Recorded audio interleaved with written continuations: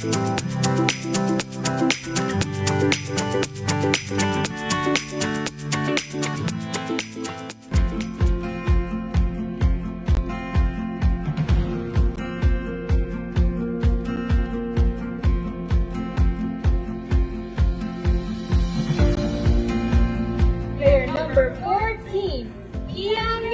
a great day to be up 3-0. I'll tell you that. Probably is not great to be down. I'm Brad Rosala, and I'm the owner for Commonwealth Communications. And I am Jojo Alipuzu. I am the owner of Island Image and Motion. And this is our joint venture, Sideline Studios. This whole concept that we have of doing all these live stream productions and covering news and doing live shows and everything, it wouldn't happen if we didn't have a great partner like IT&E, someone who can handle the bandwidth and provide it and then get us what we need when we need it, and then be a real partner for us for all the events, whether we're doing live sporting events, broadcasts. All of these things happen because of our partnership with IT&E. With IT&E providing us with the fiber and point-to-point and even the MBRs, it's just a great piece of equipment to use when we're broadcasting our sports, our events, our performances, especially our cultural performances. And it's just great to share our culture here in the Marianas with the world. And IT&E has been there from the get-go. The thing I like best about working with IT&E is how willing they are to come out and find a solution. Even for Liberation Day, we thought we had a pretty good solution for our live stream setup, and it turns out that we did not have the right setup that we thought we needed. That day, just before the parade, reached out to Paul and said, here's our situation. What do you think? He's like, we're gonna figure this out. While he's sitting there barbecuing, getting ready for the parade to start, he starts burning up the phone lines, calling everybody in IT&E, what can we do, what's the right solution? They left their families to do this stuff and get us the equipment that we needed to broadcast live. That's over and above. That's on a holiday. That's when he was out there spending time with his family. That's why IT&E is just the best, just really in touch with the people and the community. I recommend IT&E to everybody. Tell them the options are there, and you can choose whoever you want and then figure out what you think is the best. But when you're ready, when you're tired of having your calls disconnected or not having service, then you reach out to the guys from IT&E.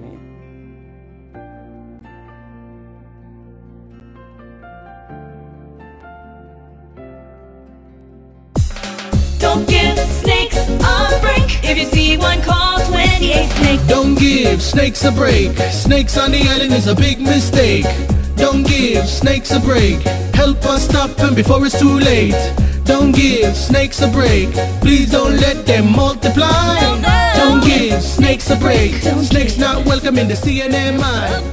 Don't give snakes a break. Don't give. Just call 28. Buenas Havaday, Zantiro, Marianas. We are here in the Sideline Studio to tell you a little bit about what's happening in the Marianas. There's stuff happening all around us, but today we've got 3 special guests in here. Well, 4. One's going to be a little mystery guest you'll find out in a little bit. But we've got some guests to talk about one of the really cool and exciting things that's happening to help keep the Marianas safe. So with us in our studio, we've got the Director of Fish and Wildlife, Mr. Manny Pangilinan. We also have the CNMI Brown Tree Snake and Interdiction Coordinator for U.S. Fish and Wildlife, Trey Dunn. And on my left, we have the Brown Tree Rapid Response Team Coordinator for U.S. Geological Survey, that's USGS. That's Marijoy Viernes. So welcome to the studio, all 3 of you. Thank you, Brad. Yeah, thanks, Brad. So, Director, maybe can you tell us a little bit about what's been going on? Something exciting, a little keep you guys on your toes, keeping guys trained up? Yeah, we've been Marijoy and her team. I've been here already going on 2 weeks, and since 2 Mondays ago, to conduct a rapid response brown tree snake training exercises, and a lot of our team comes from USGS, and some are from, like you said, Trey's from U.S. Fish and Wildlife Services, and also from our team here. This is the first time we did this rapid response in a very long time. And it's good that we're doing this so that we can continue to improve our efficiency, effectiveness, and to ensure that we are capable and ready to respond whenever there is a credible snake sighting in the CNMI. the brown-tree snake appearance in the CNMI is a big threat to us, and it's real. For the fact that we are so close to Guam, and there is always constant commerce going between here and Guam, both on the airport and the maritime. Particularly now that the military is building up and, continuously to build up in Tinian. And also the activities and active roles in Rota. Okay. Those cargoes that are coming in for the military build up in Tinian also pose a threat to us for brown-tree snake introduction here. So getting our team ready is a positive way of making sure that if our first line of defense does not work, we have an alternative line of defense to make sure that both the people from Guam that are the USGS that are coming here and the folks from Saipan have already know what to do, and those coordinated efforts, okay, are spelled out during this training. So while they're here, they were putting up transect in the airport and at the seaport and the Smiling Cove Marina. So they pick a site where they have, reported in the past that there are possible snake sightings there. So they pick that site, and every night at dusk they go out and conduct surveys. Okay, they are looking for snakes, but in the meantime, not because there's snakes here, but that's what the training is about, to train to look for snakes. They are counting for prey because the CNMI is rich prey. So they're counting for the different type of prey, geckos, lizards, rats, mice, birds, they all counting this down as part of the data. So if the brown-tree snake finds its way here and establishes an incipient population, it will be very difficult to catch them because, number one, CNMI, Saipan particularly, is rich in prey. And and brown-tree snakes are nocturnal. When they eat, they will rest up for several days before they even move. Sometimes you don't know that they're here because they already ate and they have no movement.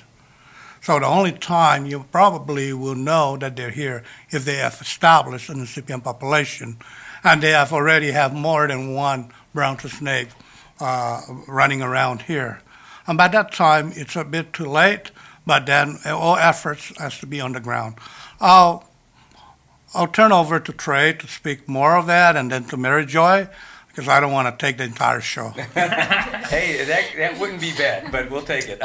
But you're saying how difficult it would be to try to remove the snakes if they finally did really settle in and establish a foothold here. And that sounds like a military thing, like they established a foothold on Saipan, but they've used military kind of tactics already. They already parachuted in mice, right? Yeah, so that's a one way that they use control stuff in Guam to a couple of their places that they have there. Mary Jo, do you know more about that aspect? Yeah, and so that is a management level that U.S. Department of Agriculture. Yeah, it's USDA. USDA is kind of doing that, and so it's these little neonate mice with acetaminophen on them, and so when the brown tree snake eats it, it's lethal for them, and it's a dosage that's only targeting brown tree snake, and any non-target species, it won't be as effective to them. So a lethal dose for brown tree snake, and so that gets spread onto a specific landscape where they're trying to suppress brown tree snake in that area. So acetaminophen, so death by Tylenol, is basically it. If anybody else bumped into it, you just will feel a little bit better. That back pain isn't there anymore. It's great. Yeah. Maybe a USGS. When I think about USGS, I think more about like volcanoes and earthquakes and everything like that. But I didn't know that you're also involved in this. Can you maybe tell us a little bit about that?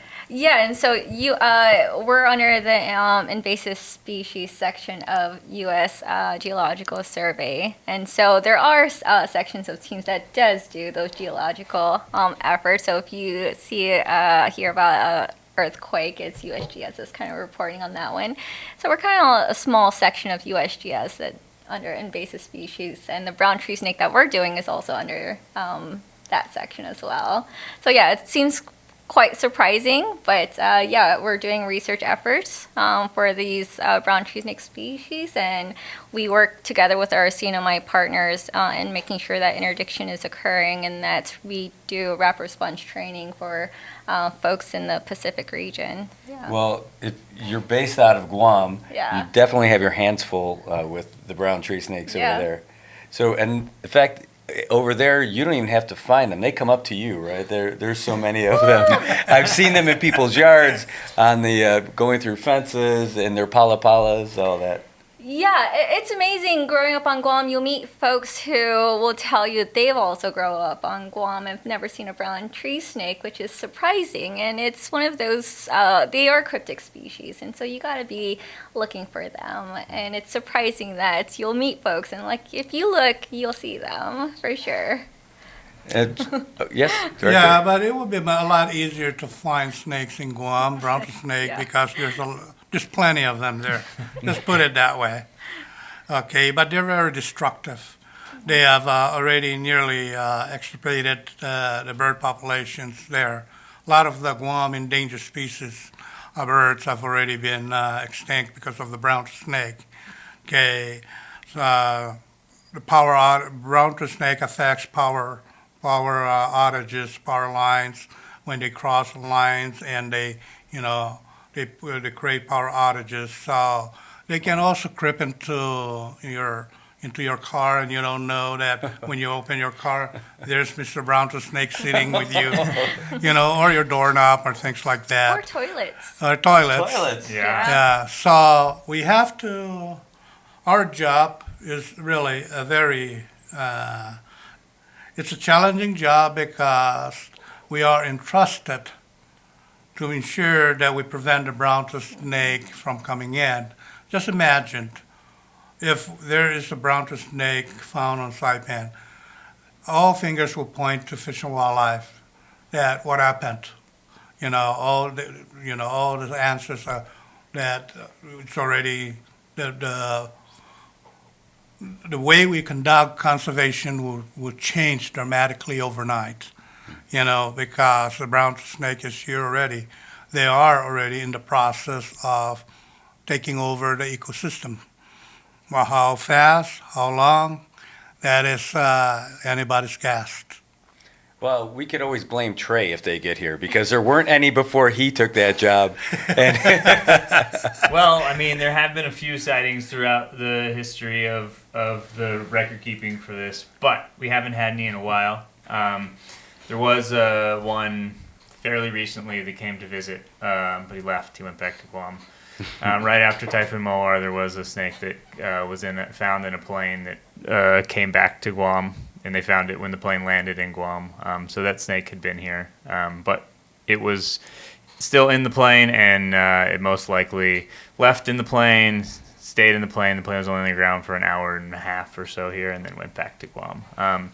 But one of the ways that we keep that from happening is that we do inspections of every plane and piece of cargo that comes over from Guam. So we have Manny's team has some canine detector dog handlers who run these dogs on these cargoes and planes, and those dogs have been trained to sniff out snakes and can find them in a maze of other things, and so that's one of the tools that we use to keep snakes out of the CNMI. well, so if one snake did get here, maybe tell me a little bit about it. Does it take two snakes to tango, or can one snake on its own start proliferating here? It all depends. A snake that may come here is not fertile or is not carrying eggs. If a snake comes in here, they're carrying eggs, then we'll be doomed. because it's a matter of time before they lay the eggs, and when they lay the eggs, then that's a multiplying effects. Okay, now if they're not carrying eggs, does it take two to tango? I'll leave that to Mary Joy. Does it?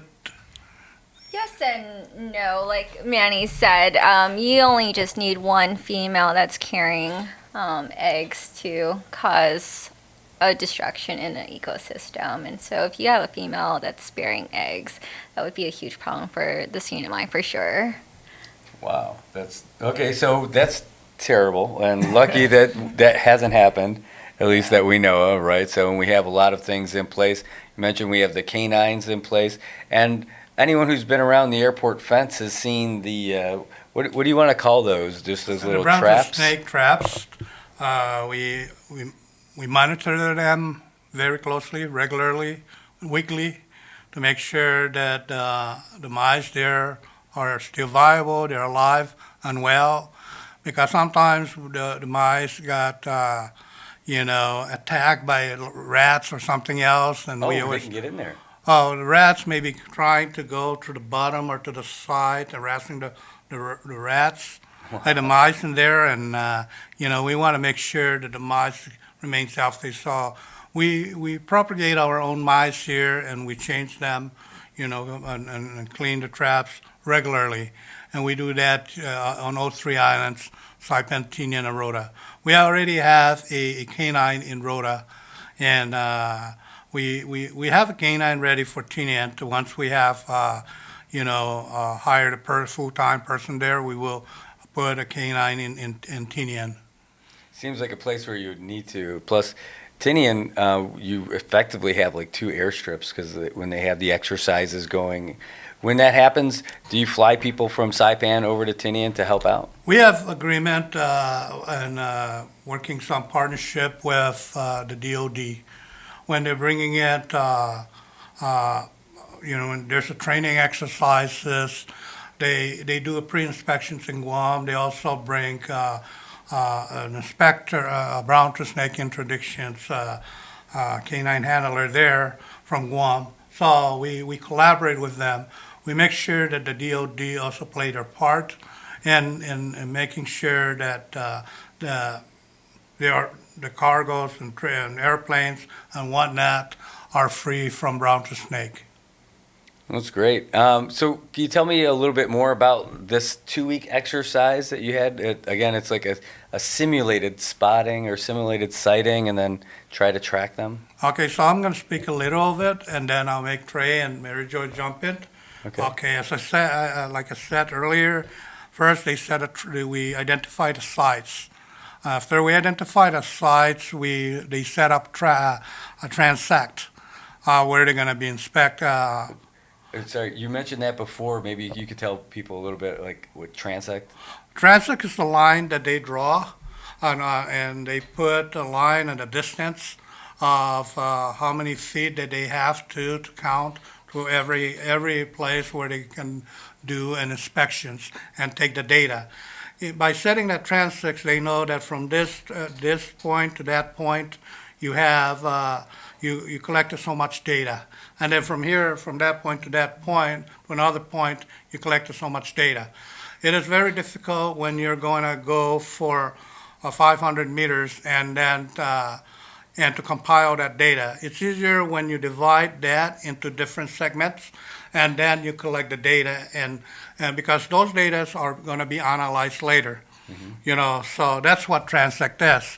So after they put a transect, they also they set up traps, and they all this is a simulation as if it's a real thing. It's happening. Okay, we also have a tabletop exercises where we discussed, the roles, responsibilities, what we're going to do, everything that covers even from the standard operating procedure and command center, incident command center, who's going to do what in case of this, who's going to take care of what, and things like that. So all of this are discussed, and then hopefully from that, we will get the end product that I'm expecting to get there is to come out with a protocol, standard operating guidelines that we can adopt and use, and then we can pass it on to the management and to the rapid response that are coming in from Guam and to the volunteers.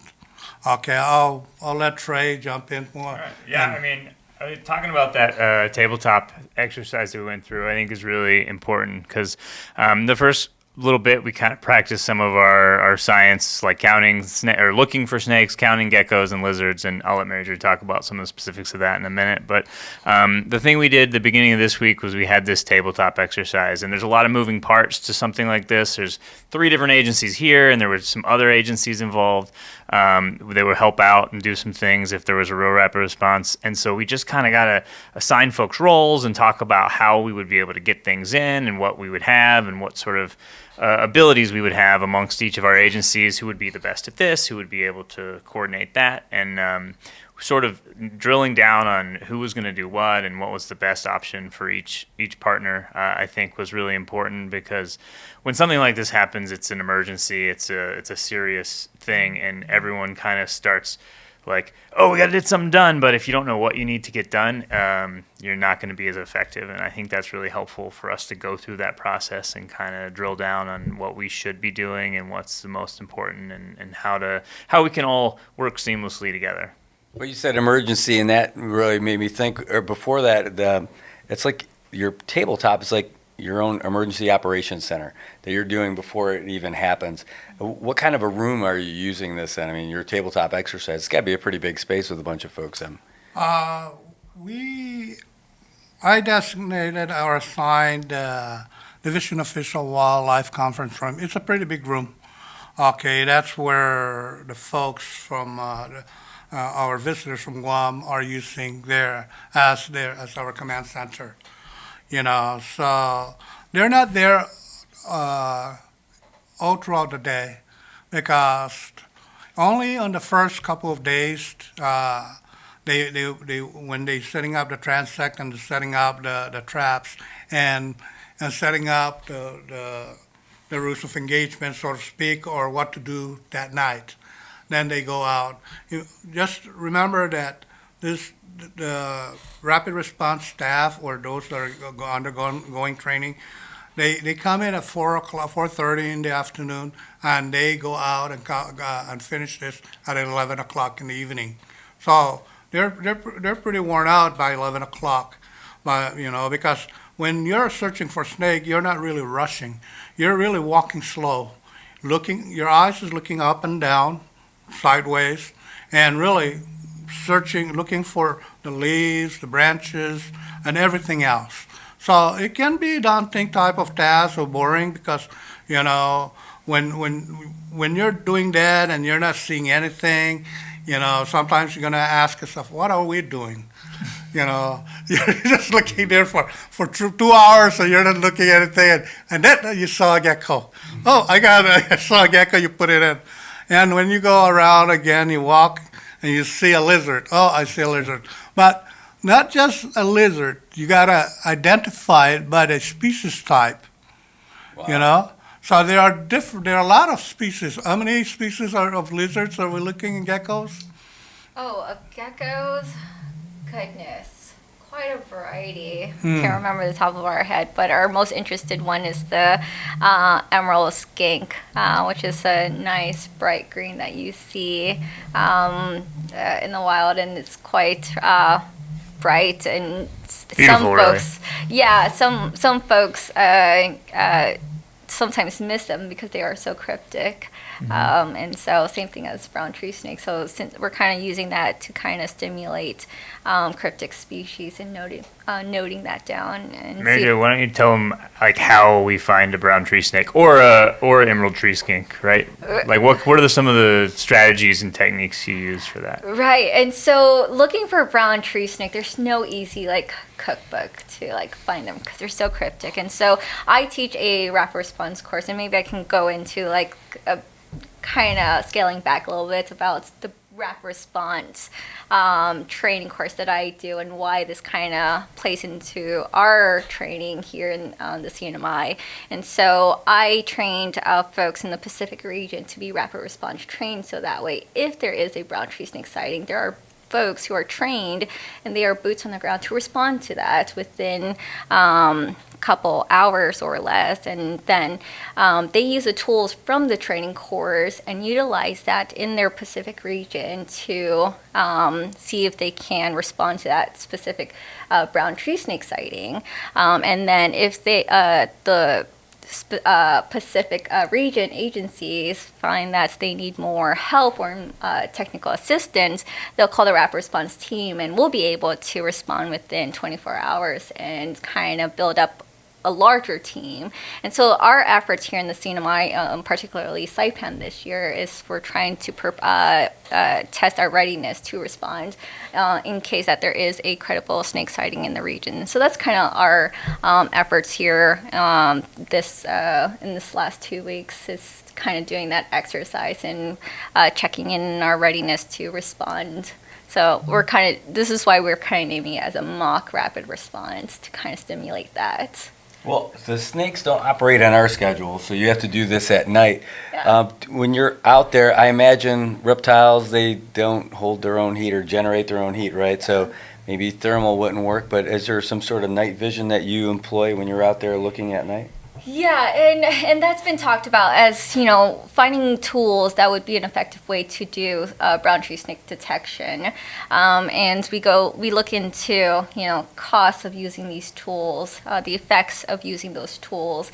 And those tools as night vision goggles or IRs, they are costly and not as effective in a open, widespread environment, and it's something you'd have to hold over your eyes to kind of get that. And you're also seeing other cryptic species that could be picked up and could be misidentified. So in rapid response training, we kind of just have folks trained on getting the search image for brown tree snake, because there are unique patterns and behaviors to look for brown tree snake out at night. And so that's what we're kind of looking for, is those specific patterns of brown tree snakes, the movement. And we're not just looking for a whole brown tree snake body. Like, we're looking for parts, because they could just be in the jungle and kind of hidden. Sometimes you can only see a tail just out, and you can just notify, yeah, that's definitely a brown tree snake. So you're using flashlights or something? If they're out till 11 o'clock, unless you got people with really good natural eyesight. We are using a headlamp, Yeah. and it's pretty bright. It's maybe the brightest headlamp you've ever seen. So, Or at least theirs are. Yeah. so when they're doing a survey, it's not just one person walking here, but several other people walking behind. So you may be the leader, but then there's going to be a person following you and another person. That is to make sure that if you miss something, somebody else there might find it. Even in the training in Guam, when we go to training for rapid response, that's how we do things.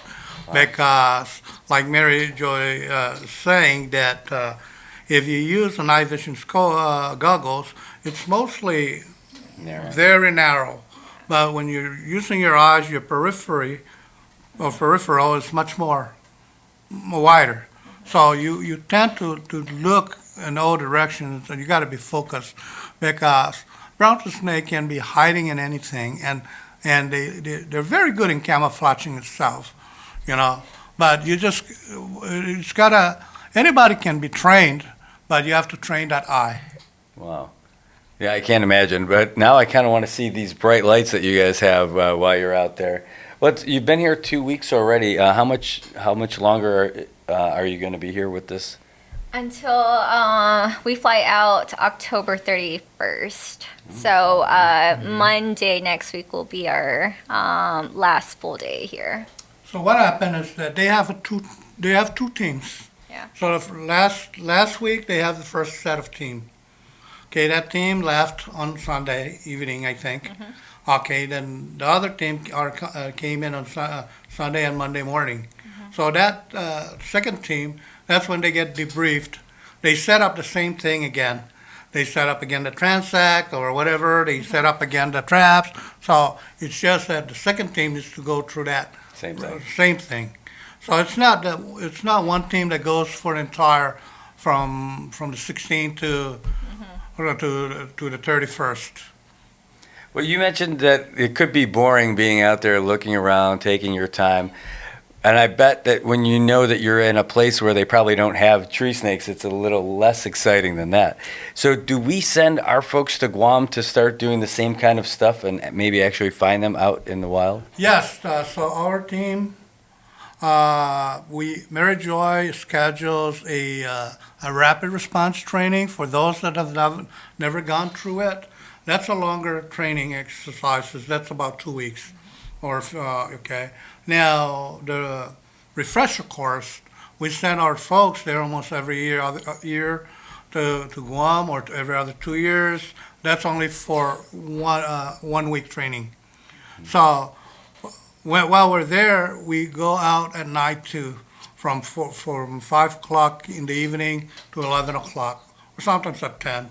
Depends. If it's raining, it's not, we go there. But our mission is to see how much brown tree snake we can catch, and measure it, and then euthanize it. Well, not all of them are euthanized in probably the nicest way. I've talked to some of my friends, spoken with my friends in Guam, and seen the videos, and I'm like, holy cow! So I didn't realize they said you grab it by the tail and you kind of whip it around and smack them. Is that? That is correct. Because we are a research agency, so we have we got to be ethical. These are, even though they are invasive species, they are animals, and so that is a lethal euthanized method for brown tree snakes. So it's an instant death, and we train that for rapid response training for folks to do that. Let me echo a different way here in Saipan. When you see a brown tree snake, kill it. Kill it any way you can. Yes. Take a machete, cut it, take a stick, beat the hell out of the head or whatever. Okay? Yes. Take a rock if you can, stone it, but kill it. Kill it. Don't wait for us to come by the time it gets away. Agree. Kill it and report it. Or if you cannot kill it, contain it. Put a bucket, put it on top of it, or whatever. You see, the brown tree snake's not going to attack you. They will move away from you. Even if you approach it, they're not going to attack you. They're not an aggressive animal.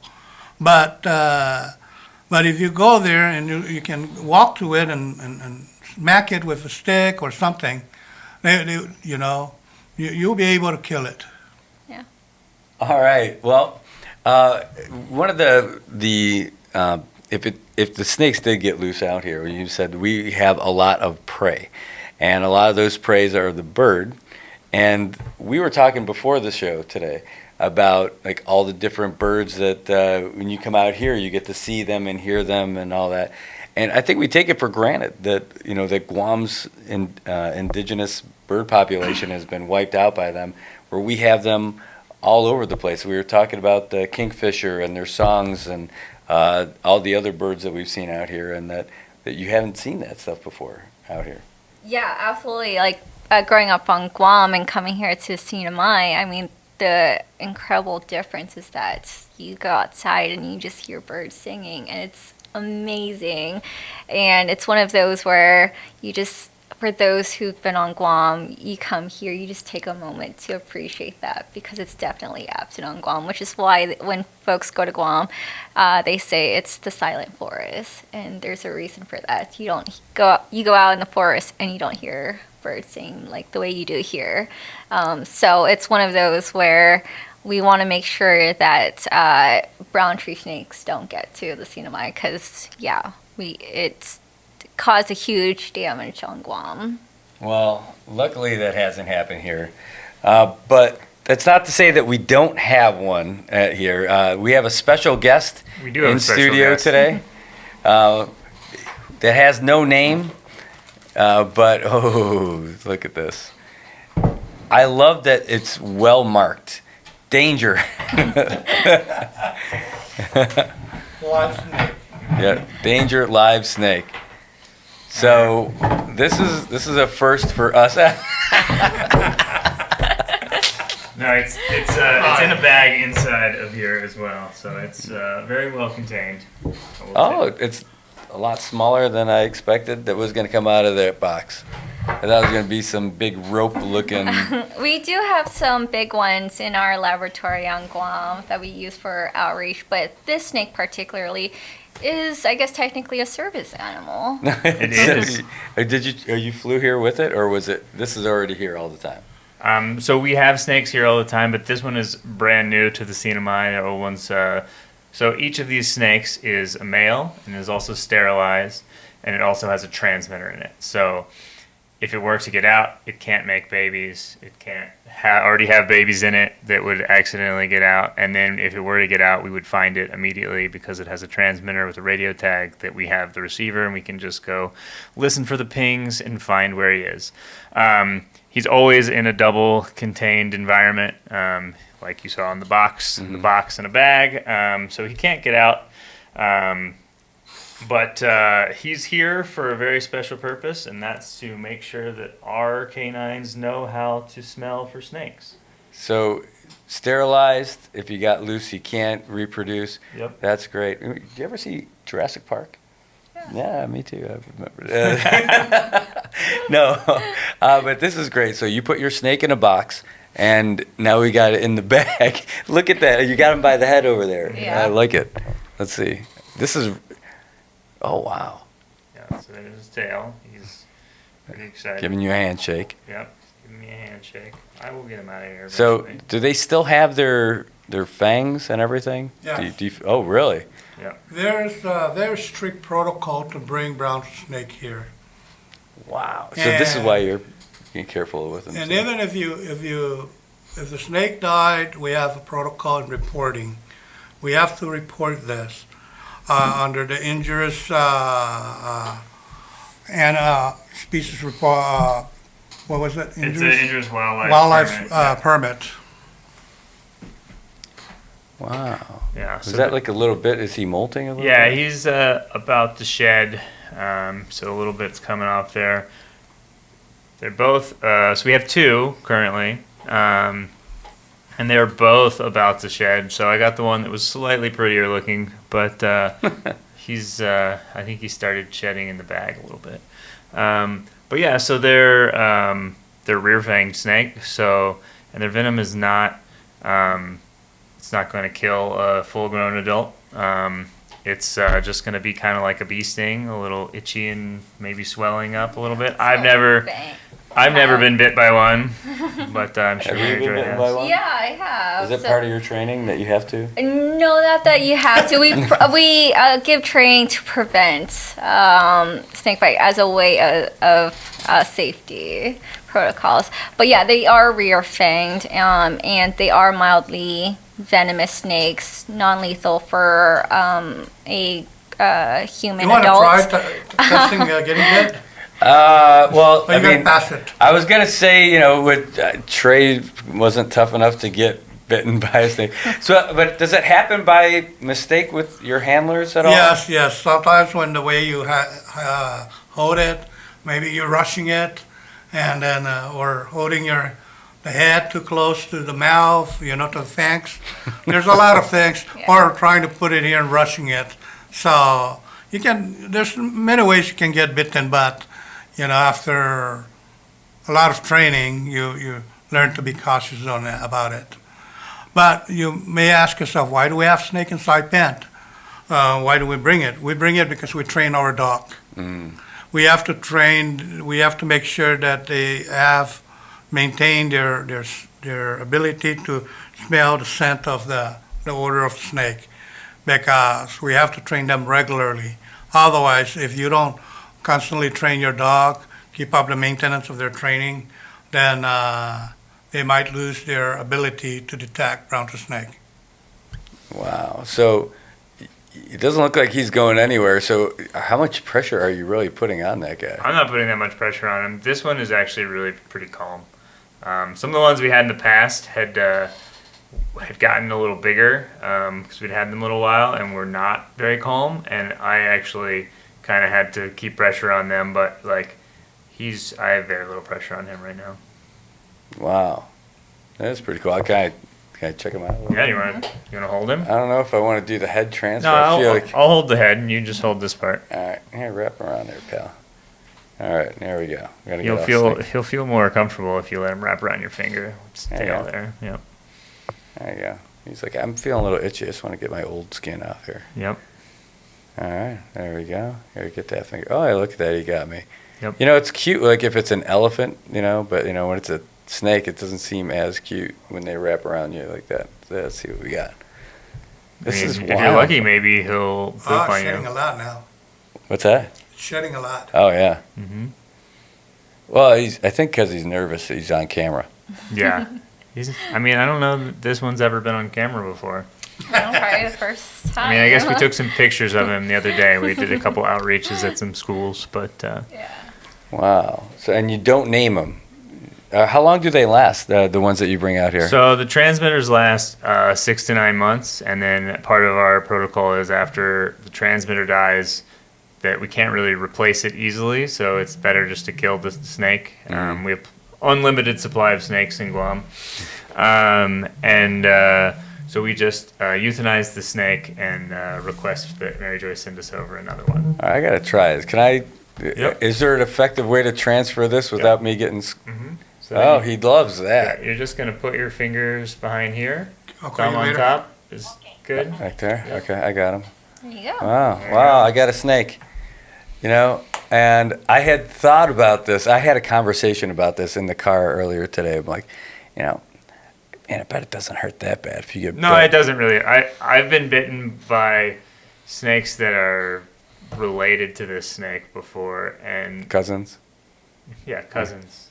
Not a venomous version, but same family and similar teeth structure, and it hurts like a little bit, but it's not really bad. I don't like getting bit by snakes, so I try not to. I mean, I think it would make for great content if you want to get bit by a snake. I said you want to get bit by a snake. I was thinking today, I was talking to my friend, I'm like, hey, maybe I should try that. Maybe it can't be that bad. No, it's really not that bad, especially one that size. It's going to bleed because they have a bunch of little bitty needle teeth, but it really doesn't hurt. So rear fangs means that the kind of... The backside, kind of like on a molar section. So they would have to be chewing onto you or their prey in order to inject their venom onto you. So oftentimes when we get bit by these brown tree snakes, we call them dry bites because it's not without injecting venom. Oh, okay. Well, that's probably not that bad. Yeah, and it's kind of, those dry bites are more of a defense mechanism as we are largely big creatures to them, and so they're just wanting to defend themselves. So in Tree Snake headquarters here in Saipan, is he still living in a bag, or is it like an aquarium? So he has an aquarium that he lives in a locked room that he's always hidden away in, that only a few people have the key to, but he's in a locked aquarium in that locked room. So Okay. And he has his water bowl and his little tree that he hangs out on. It's a branch, right? But he has his normal, like any picture of a snake you've seen in a very basic terrarium. It's just kind of what he looks like in there. Well, it's better than in a sack and a box. So he's relatively comfortable when he's not. Yeah. Yeah, this is pretty cool. Not that anybody cares because we don't like you guys, but this is. I'm sure someone cares, but yeah, no. Don't leave me. Let me stay. All right. Well, this is a really cool experience. So we have a couple. We use them to train our dogs, make sure that they're always their sense of smell is acute, so that they're able to pick up this scent. And but that's it. Maybe you take them around different schools, show people. We did on two schools as an outreach. This one last week twice last week. Mm-hmm. And we did an outreach at Kanmeng Elementary School and Saipan type in community. community schools. Yeah. Wow. We even, let the students feel the snake. I mean, we didn't make them hold it, but at least touch the skin. Mm-hmm. Yeah, you're special, Brad. You get to hold the snake and everything. This is awesome. So this, I could see immediately how this would be difficult to find outside. Like, well, I mean, it's a brown tree snake outside in the jungle in the dirt or on a tree. So I can't imagine. Would they mostly? Can you even see much of it if this is out there? I mean, like at night even. So, Yeah. wow. So how do they pick it up? The Is it training movement? that we do is to get searchers the search image for them, and just to see body parts of a brown tree snake. I mean, they could. I mean, they have the name tree snakes in them, but they could really be on the ground anywhere. On Guam, and so we train our folks to how to search for them. Like Manny said earlier, looking up, down, pretty much everywhere. We're looking for some shine of the snake, some movement, and sometimes you can see some patterns that the brown tree snake kind of has. And so we train folks to have that search image for those patterns. So there's a variety of ways, and you get that through the training. Wow. He's just starting to. He's not a constrictor, I know, but Well, you could feel him really wrap. So yeah, so if you feel like some bit of pressure there, that's what they would do to their prey, Wow. and so that's what they would do for now birds, he's trying to get away. rodents. Yeah, exactly. And as soon as they get their prey to Ooh. constrict them, He's really trying to get then away. they'll inject their venom onto them. That's what he wants. I could feel him. Yeah. Come here, Brad. No, like I could feel like the whole time he was just kind of hanging out. Mm-hmm. Like maybe he just wants some warmth, right? So I'm letting him get in there a little bit more. Yeah. And that's the first time in my life he had like flexed like the maybe 7-8 inches behind his mouth. Yeah, and there's a whole lot Trying of to get out of there. muscles that's going on there, and so I think you'll be able to see the transmitter antenna just underneath their skin. Yeah, I was gonna ask, how do they implant that? They just make a small incision, slide Yeah, that in? so we have trained surgeons on Guam to do a transmitter implant, and then we send that transmitter code to DFW, and to make sure that if it does Oh, escape, there's a line. there is Yep. a squiggly line, probably further down, but Okay. it's underneath its skin, and you can see that very well. Well, this is really cool.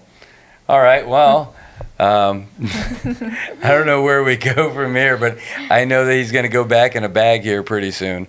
It's really cool. It's great that we end up training our folks out here and then having folks come out here to get that base count for all those things, so they notice if maybe we drop off our numbers, then maybe it's indicative that we could have a predator out there.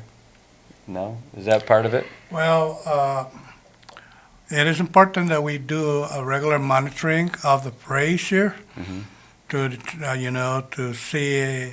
That's like you said, it provides an indications, maybe some sort of alert when you do a regular monitoring of all the preys, and if some prey drops, you got to ask yourself, why did this prey drop?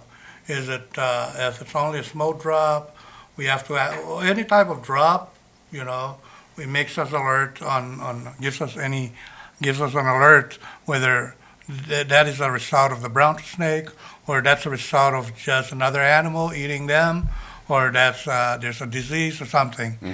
But everything has to be taken into considerations, because we cannot take for granted and just say that, oh, it's not a brown snake, then it becomes too late.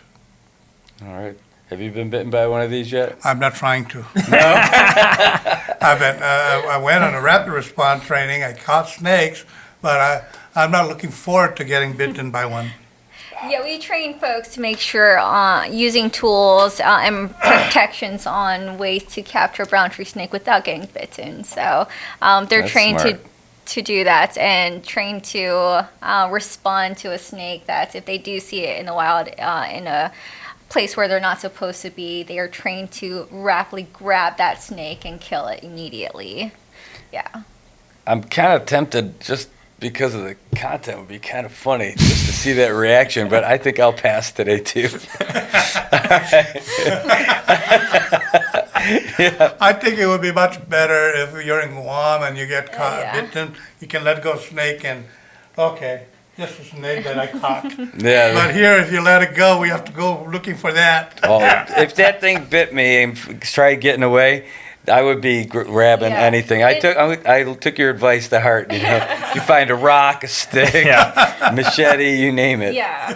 I mean, the other thing with this snake is he's a little more valuable than the generic brown tree snake in Guam because he does have that transmitter in him, and he's one of our only ones, right? So if we get mad at him because he bites us in the studio, it might not be good for the dogs. They might have one less snake to help them. But yeah, I think it shouldn't hurt that bad. So next time you're in Guam, you just find one. Nice. Then every time we need a snake, we have to ask Mary Joy to go out there and look for one. Yeah. You know, so she catch that one and says, okay, no, we just want 2.5 feet or 3 feet. Mm-hmm. You know, so she has to go there and make the incision, put that implant the transmitter, and then send it over. Get a permit from U.S. Wildlife Service. Well, this is great. Well, thanks so much for being here today. You've got some other stuff that I would like to hold up, but I kind of don't want to let go of this guy's head. Do you want me to take him back? Yeah, I can give. We put the snake in a box. But anyway, we could do that after. We could wrap up real quick. But thanks everyone who's watching. But thanks to you, Mary Joy, for director, and Trey for being out here and talking to us about this great rapid response exercise that you have, and letting people know about what's going on here in the CNMI. Thank you, Brad. Thanks. Thank you for having us. All right. Yeah, thanks. Thank you. And just to quickly, for the community, if they do see a brown tree snake or that may represent some sort of snake, to call 28 snakes. And the best way to make sure that brown tree snake are not established is to have the community's efforts in doing surveillance. And, you know, the community here knows what's not supposed to be in their backyard. So if they notice something, definitely call 28 snakes. So that way our teams here in the CNMI can rapidly respond to that. Yeah, that's really the last line of defense is the community because they know what's supposed to be there and what they're seeing out there. So getting those calls from the community. If you see something that looks remotely like a snake and you want somebody at DFW to come check it out, make sure you call that 28 snake line. Agree. All right. Well, kill it first, then Yes. call Yes. somebody. Kill it, and then call. That's the Kill correct order. All right. Exactly. Sorry, pal. Gonna be a rough day for you.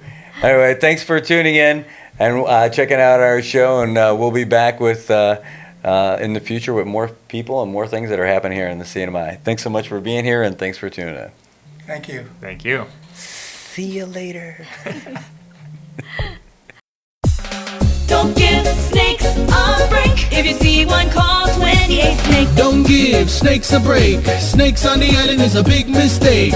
Don't give snakes a break. Help us stop them before it's too late.